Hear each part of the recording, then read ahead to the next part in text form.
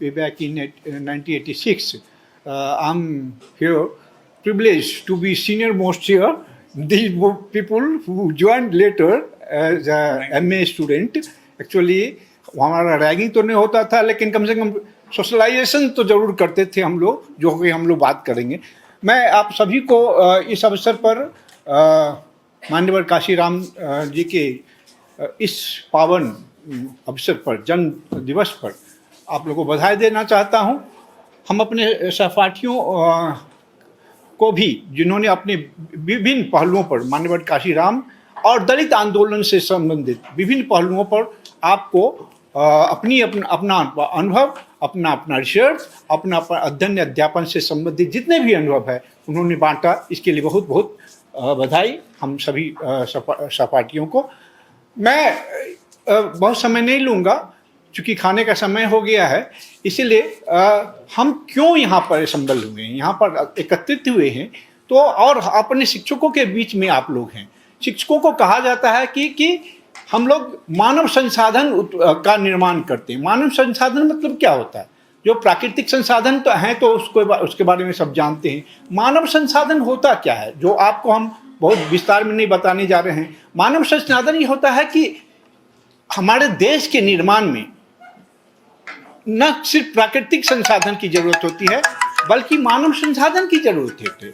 चाहे मानव संसाधन आप जैसे शिक्षित लोग हो, इंजीनियर हो, डॉक्टर हो, कलाकार हो, फिलोसफर हो, विद्वान हो, विभिन्न तरह के लोग हो, और वह समाज के निर्माण में, राष्ट्र के निर्माण में अपना योगदान दे।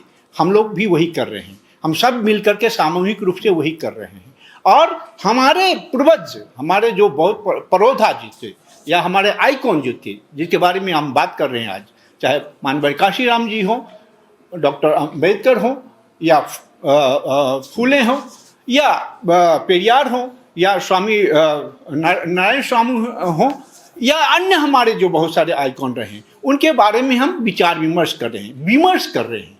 उन्होंने क्या किया जो कि हमारे समाज का निर्माण हुआ, राष्ट्र का निर्माण हुआ, राष्ट्र चेतना, राष्ट्र भावना, राष्ट्र प्रेम की भावना हम में आया, और इसीलिए हम एक दूसरे से बैठ करके इस पर विमर्श करते हैं और यह उम्मीद करते हैं कि आप जो नए पीढ़ी के लोग हैं, आने वाले पीढ़ी को इसको हस्तांतरित करेंगे।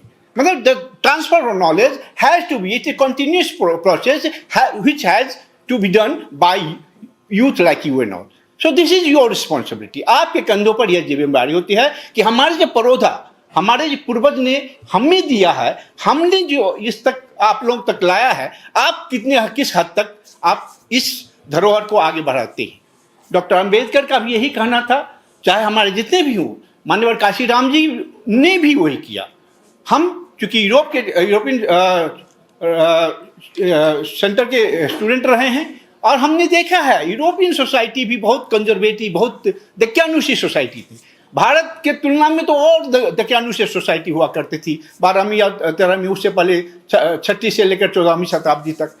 लेकिन वह जो सामंतवादी और चर्च का जो गठजोड़ था, जो कि सामाजिक मोबिलिटी समाप्त हो गई थी वहाँ पर, उन्होंने चुनौती दिया। वहाँ के नए पीढ़ी के लोगों ने साइंटिफिक टेम्परामेंट डेवलप किया, उन्होंने पुनर्जागरण लाया, उन्होंने धर्म सुधार किया, और इसलिए धर्म सुधार के बदले चर्च का जो आधिपत्य खत्म होने लगा तो काउंटर रिफॉर्मेशन हुआ। इन सारे चुनावों ने बाध्य किया उस समाज को, उस शासन व्यवस्था को, कि आप में परिवर्तन लाइए, क्योंकि हमारी भी उसमें, हम नागरिक हैं, हमारी भी भावना को उसमें समाहित होना चाहिए। शासन प्रणाली की निर्णय प्रक्रिया में हमारी भी भूमिका होनी चाहिए, और वह समाज बदलने के लिए उन्होंने मजबूर किया।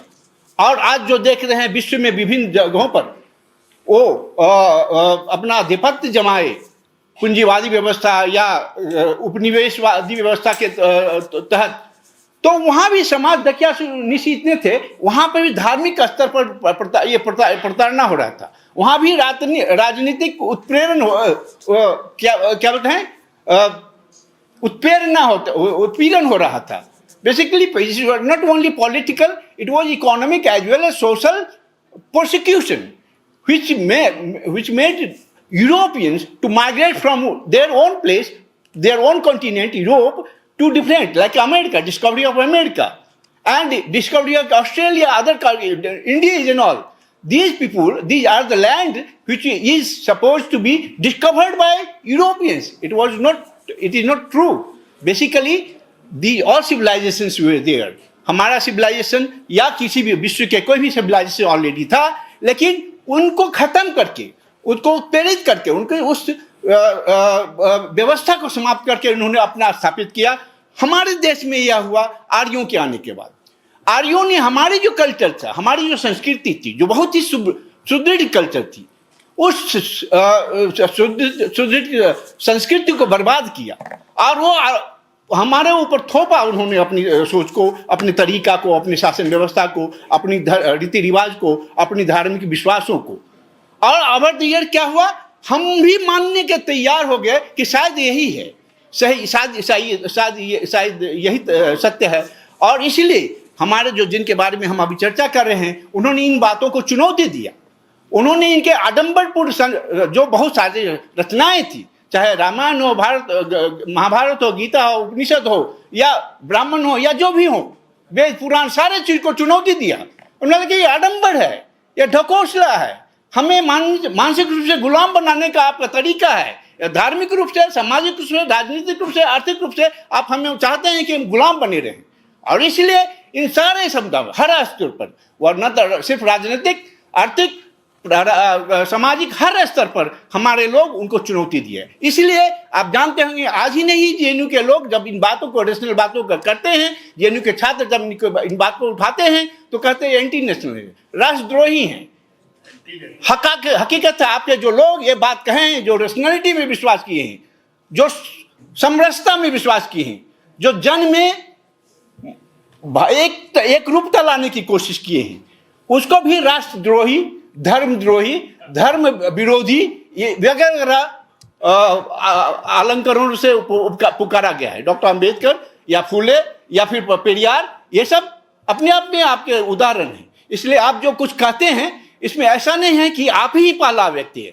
यस, यह जरूर है कि नए पीढ़ी के जो लोग आप जो सीखे हैं और उनकी बात को कहते हैं, समाज में समरसता लाने की बात करते हैं, समाज में भाईचारे की बात करते हैं, धर्मनिरपेक्षता की बात करते हैं, तो उनको लगता है अरे ये लोग भी ऐसे ही करने लगे तो इसको तो बर्बाद कर देगा, इसलिए इसको मैं इसको राष्ट्र विरोधी घोषित कर दूं। इसलिए JNU being the premier institution of India, it has been declared anti national institution and जो डेमोलिश करने की कोशिश हो रही है, अब तो देख ही रहे हैं इन सारी चीज़ों को। मैं आप लोग से यह आगाह करने के, बहुत सारी बात करने की जरूरत नहीं है क्योंकि हम समझते हैं समय की कमी है और आप लोगों को भूख लगी है।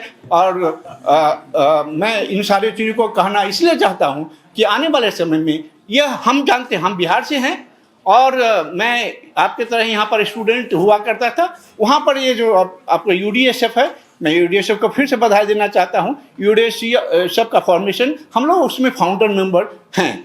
हमारे जो सहपाठी हैं ये लोग हमारे बाद में आए थे, लेकिन हम सबों ने मिल करके यूडीएसएफ को निर्माण किया, आगे बढ़ाया और यूडीएसएफ की अपनी पहचान बनाए, न सिर्फ अपने यूनिवर्सिटी के स्तर पर बल्कि राष्ट्र के स्तर पर यूडीएसएफ, यूनाइटेड दलित स्टूडेंट फोरम का निर्माण किया। इससे पहले हमारा जो इससे पहले पूर्ववर्ती छात्र संगठन था SC/ST स्टूडेंट वेलफेयर एसोसिएशन, और यह हम तो 86 में ज्वाइन किए थे।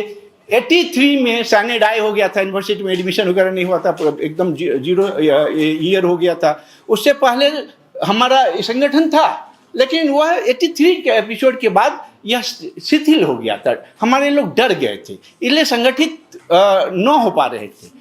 और इसके कारण हो रहा था क्या, यह हमारा जो चेतना है उसका हस्तांतरण, या हमारे चेतना का जो प्रवाह होनी चाहिए वो न हो रहा था। हम लोग आए तो पता चला हमें जनरल सेक्रेटरी संगठन बना दिया गया SC/ST स्टूडेंट वेलफेयर एसोसिएशन का, और बोला गया कि आप कार्य को आगे बढ़ाइए। हम आप लोगों को छात्र होने के नाते यह जरूर कहना चाहेंगे, मेरा जो अनुभव था उस समय होता था UGC का हर साल 30 फेलोशिप मिलता था पूरे ऑल इंडिया में SC/ST का विदाउट नेट। उस समय जो नेट का होता था उस तरह नहीं होता, जैसे कि अभी ये होता है राजीव गांधी फेलोशिप वगैरह सब होता है, उसी तरह पूरे साइंस आर्ट्स एंड कॉमर्स और तरह से इसका 30-30 होता था। उस समय हमारे लोग भी बहुत ज़्यादा लोग रिसर्च करते नहीं थे। पता चला 5 साल से कोई फेलोशिप दिया ही नहीं दे रहा है, और इस तरह से 150। तो वह कितनी बड़ी साजिश थी। न रहेगा बांस, न बजेगी बांसुरी, न रिसर्च करेगा, न ये बहुत सारी की बात सोच पाएगा। इसीलिए वह बड़ी साजिश थी। तो हम लोगों ने सोचा कि यह फेलोशिप नहीं मिलेगा तो आर्थिक रूप से तो हम लोग कमजोर हैं ही, लेकिन सवाल है साजिश कहाँ है। तो साजिश यूजीसी के अगेंस्ट में हम लोग जाकर के बहुत पिटीशन दी, 6 महीना तक पिटीशन देते रहे कि भाई इसको रिलीज करो, रिलीज करो, रिलीज करो। कोई नहीं किया। हम जेएनयू को वहाँ पर कहते रहे भाई हमारे SC/ST का मामला है, तुम इसको बात को उठाओ यूजीसी में। तो मैंने हाँ उठाएंगे, लेकिन सच्चाई है कि कभी नहीं कुछ किया। बाद में पता चला हमको मजबूर होकर यूजीसी को देना पड़ा ये ज्ञापन कि हम अनिश्चितकालीन भूख हड़ताल शुरू करेंगे। और उसके बाद पता चला कि हम लोग वहाँ पर पहुँच गए।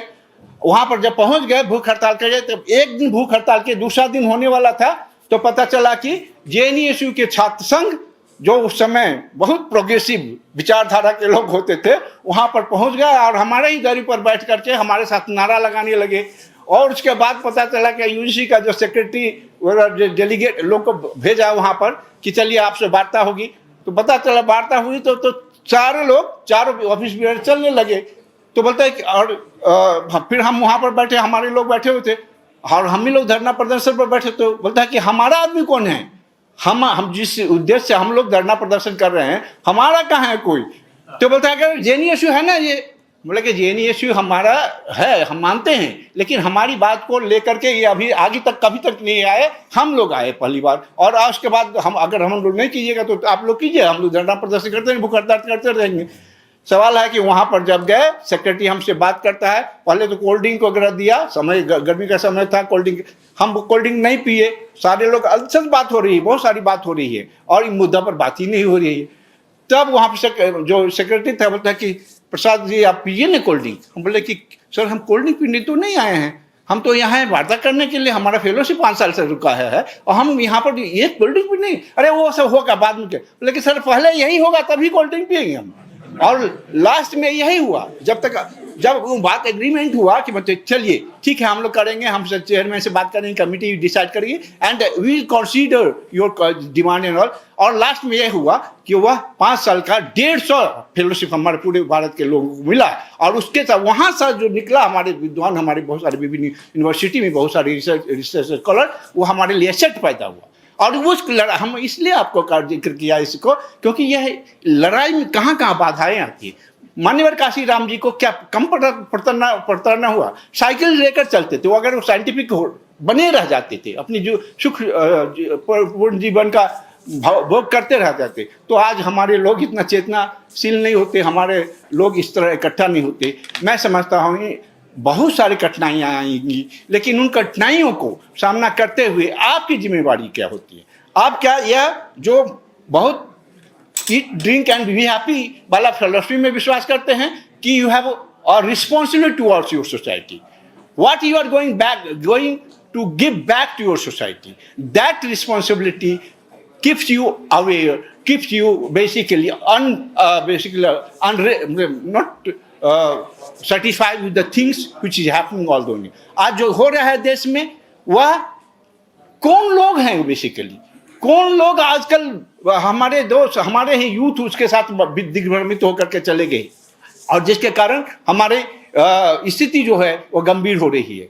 आज मूवमेंट की बात कर रहे हैं, आंदोलन, दलित आंदोलन की बात कर रहे हैं। मान्यवर काशीराम ने, सारे हमारे वक्ताओं ने आपको कहा, समाज के विभिन्न तबकों को उन्होंने सामाजिक कार्यक्रम से न जोड़ा बल्कि राजनीतिक कार्यक्रमों से भी जोड़ो। उन्होंने ट्रेनिंग दिया सामाजिक कार्यकर्ता के रूप में और राजनीतिक कार्यकर्ता के रूप में, और उन्होंने इस आंदोलन को आगे बढ़ाया। जिस दिन यह प्रक्रिया खत्म हो गई, समाज के निर्माण के दौरान जो एक एक्टिविस्ट पैदा किया जाता है और साथ साथ उस एक्टिविस्ट को अगले रिस्पॉन्सिबिलिटी के लिए तैयार किया जाता है राजनीतिक रूप से, वह प्रक्रिया जहां तक स्थिर हुई, जहां तक संकुचित हुई, जिसके कारण वह संकुचित हमारे इस आंदोलन को समाप्ति की ओर ले गया है। और यह हमारे लिए एक लेसन है।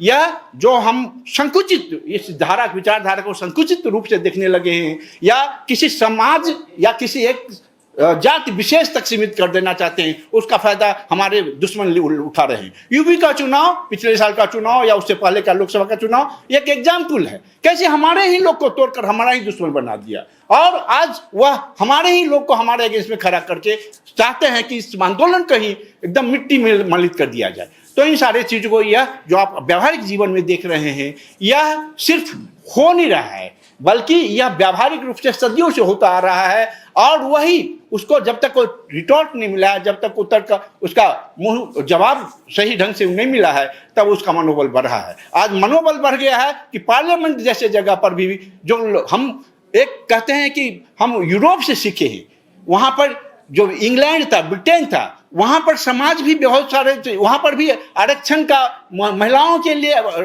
मतदान व्यवस्था नहीं था, मताधिकार नहीं था, लेकिन हमारा संविधान जिस दिन से शुरू हुआ वह हम महिलाओं को बराबर का अधिकार दिए। कल हम, चूंकि हमारा एक सेंटर यूरोपियन सेंटर है, तो एक महिला दिवस के अवसर पर, एक अंतर्राष्ट्रीय महिला दिवस पर एक संगोष्ठी का आया था, जिसमें यूरोप के बहुत सारे विद्वान आए हुए थे, हमारे बहुत सारे कार्यकर्ता जो विभिन्न महिला के क्षेत्र में काम कर रहे हैं, तो बहुत सारे अत्याचार वगैरह की बात हो रही थी।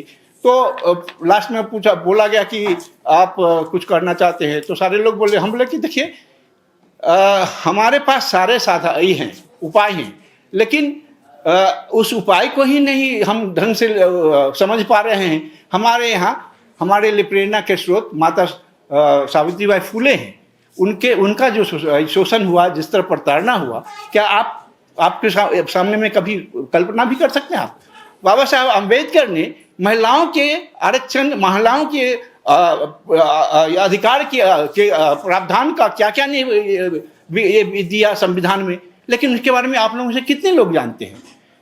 तो इन सारे बोलते हैं। बाद में हमारे एक सीनियर थे, बोलते कि यार इस तरह का नहीं बोला जाता है सेमिनार में, क्योंकि यूरोप के गेस्ट होते हैं तो वो लोग मतलब they take it very bad, मतलब अदरवाइज बोला कि European people are very far sighted, they have struggle and they have achieved and they have struggled against all sectarian thinking. We are not like Europeans and all. तो basically बहुत सारे बाबा साहब अम्बेडकर अपने example में बहुत सारे लोग यूरोप गए थे हायर एजुकेशन के लिए। Even the first prime minister Pandit Jawaharlal Nehru, Rabindranath Tagore, बहुत सारे लोग गए, लेकिन वेस्टर्न होने का फायदा किनको मिला? सही सोच हमारे जो धरातल में है, भारतीय भूमि में है, एक लिबर्टी, इक्वलिटी एंड फ्रेटर्निटी, हमारे बौद्ध जो हमारे समता की बात करते हैं, तो उन्हीं को तो हम पुनर्जागरण किए हैं अपने देश में। और हम अपने पड़ोधा को, अपने जो आइकन हैं उनको, यह हमारा ये बहुत दूरदृष्टा मानते हैं, बहुत दूरदृष्टि वाले मानते हैं, और इसलिए हम समझते हैं कि आज का जो यह संगोष्ठी है, या जो हम आपस में जो मिल रहे हैं, यह एक अगला चरण है कि आपकी जवाबदेही है कि इस विचारधारा को, इस आंदोलन को, इस चेतना को कैसे आगे बढ़ाया जाए। इन्हीं शब्दों के साथ मैं, बहुत दिनों के बाद चुनाव हो रहा है, छात्र संघ का चुनाव हो रहा है, मैं सभी को बधाई देना चाहता हूं कि यह आपकी लड़ाई की उपज है, लड़ाई का फल है कि आप इलेक्शन होने जा रहा है। आप लोग सब मिलकर एक चेतना के साथ चुनाव लड़ें, यही बहुत शुभकामनाओं के साथ बहुत बहुत धन्यवाद।